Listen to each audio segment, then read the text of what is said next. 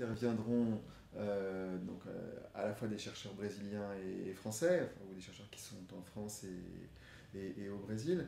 Marcos Otávio Bezerra, qui est donc professeur dans une université de l'État de Rio de Janeiro, qui est anthropologue et spécialiste de la politique. Et il a travaillé à la fois sur les relations entre les hommes politiques au niveau national, sur les députés et les sénateurs brésiliens, et les relations avec la politique locale, la façon dont justement se font tout un ensemble de relations personnelles, d'échanges, les questions de loyauté, tout ça, comment ça se joue. Et il a également travaillé sur les modèles de participation. Comment est-ce que se fait qu'est-ce que c'est que cet idéal de participation aussi dont on parle beaucoup en Europe, où le Brésil apparaît un peu comme un modèle. Finalement, si on regarde comment ça se passe dans la réalité, dans les conseils de quartier, qu'est-ce que c'est, qu'est-ce qui se passe et en quoi finalement c'est un peu autre chose que ce qui était rêvé au départ. Donc ça, il a travaillé là-dessus.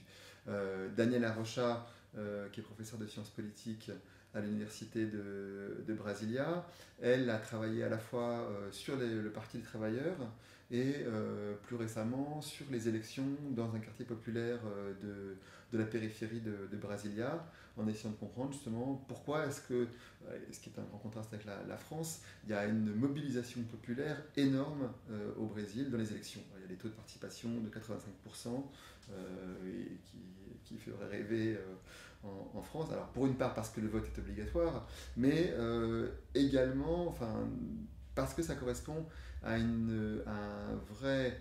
Les jours d'élection sont un peu un jour de fête. Même si ça ne veut pas dire que les gens sont politisés au sens où on l'entend nous. Donc effectivement, c'est quelque chose qui est intéressant à comprendre.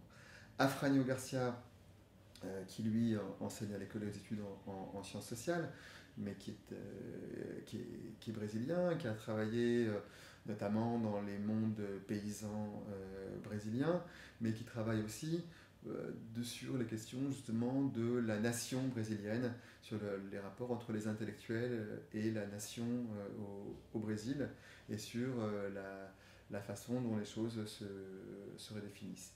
Donc, quant à moi, Benoît de l'Étoile, donc moi j'ai travaillé sur les mondes paysans du Pernambouc et sur des plantations de canne à sucre qui sont devenues des projets de colonies rurales de la réforme agraire. Dans le cadre de la réforme agraire dans les années 90, un certain nombre de plantations ont été expropriées et les gens, enfin, on a distribué des lots de terre sous l'égide de l'État fédéral.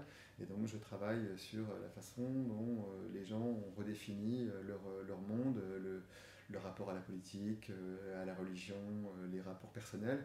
Et je m'intéresse aussi aux questions, disons, à la façon dont le Brésil, dont les identités sont redéfinies, toutes des formes rituelles, ce qu'on appelle la culture populaire au Brésil, sous les formes de folklore, de carnaval, de musique, et comment ces manifestations ont changé, en gros, depuis le début du XXe siècle jusqu'à aujourd'hui, et avec une espèce, disons, d'éclatement, de passage d'une idée d'une culture populaire unifiée au Brésil, nationale, à l'idée d'une multiplicité, d'une mosaïque, en fait, de cultures populaires au pluriel différentes, et les significations politiques que ça peut avoir.